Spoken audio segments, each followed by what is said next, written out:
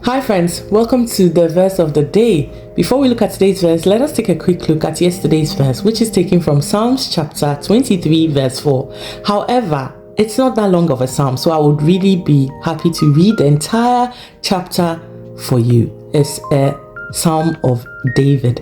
So I'll be reading the whole Psalms chapter 23 for you. The Lord is my shepherd, I lack nothing. He makes me lie down in green pastures. He leads me beside quiet waters. He refreshes my soul. He guides me along the right paths for his name's sake. Even though I walk through the darkest valley, I will fear no evil, for you are with me. Your rod and your staff, they comfort me. You prepare a table before me in the presence of my enemies. You anoint my head with oil, my cup runneth over, or my cup overflows. Surely your goodness and love will follow me all the days of my life, and I will dwell in the house of the Lord forever. So the verse from yesterday was verse 4, which is, even though I walk through the darkest valley, I will fear no evil, for you are with me. Your rod and your staff, they comfort me. Many a times people think that other people don't have problems. We all have problems. We go through a lot in life every day. One thing that I've come to realize is that as a Christian, or as somebody who is choosing to lead a righteous life and follow Christ, pick up your cross and follow him, you would always face trials. You always face temptations. You will always face things that will bring your faith to a test. Okay, problems will arise, but it's all about knowing the fact that even though you're walking through the darkest valley, there's nothing that you have to fear. Absolutely nothing, for God is with you.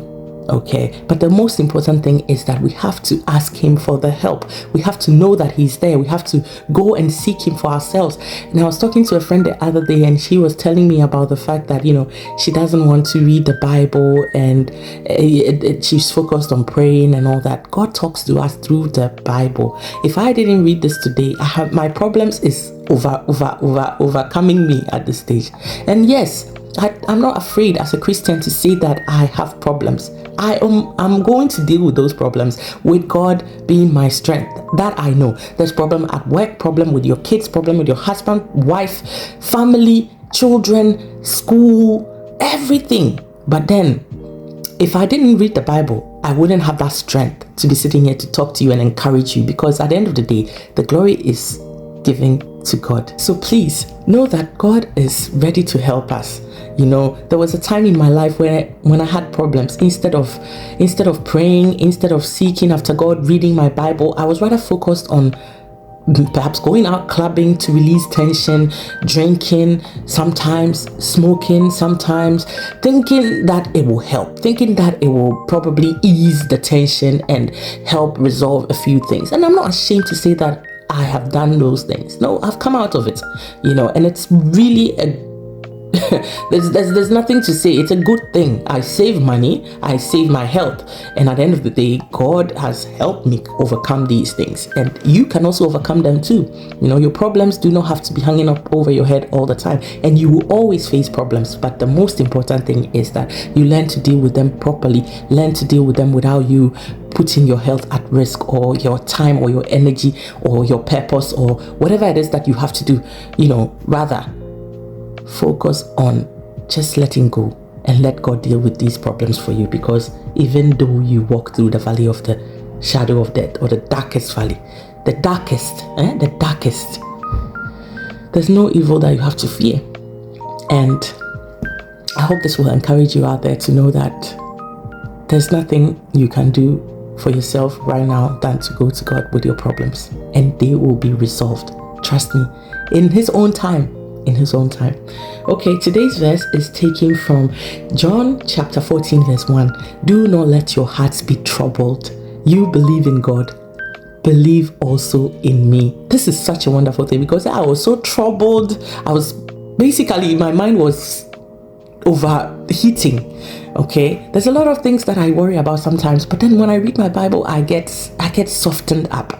I relax.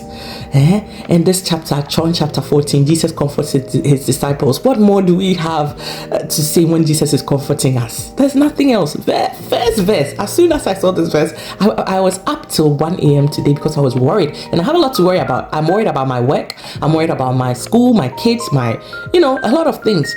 But then when I saw this verse at 1 a.m., I'm like, Lord Jesus, you know really how to do this thing, And yeah, do not let your hearts be troubled. You believe in God, believe also in me. So believe in Jesus. Believe that he will do it. Believe. Listen, today I'm just making a fool of myself to just, repeat myself. But I hope that this will really encourage someone out there. Okay? Take care of yourselves and don't be caught up in thinking too much. Cast that burden to God and he will deal with it because he cares. He cares. All right.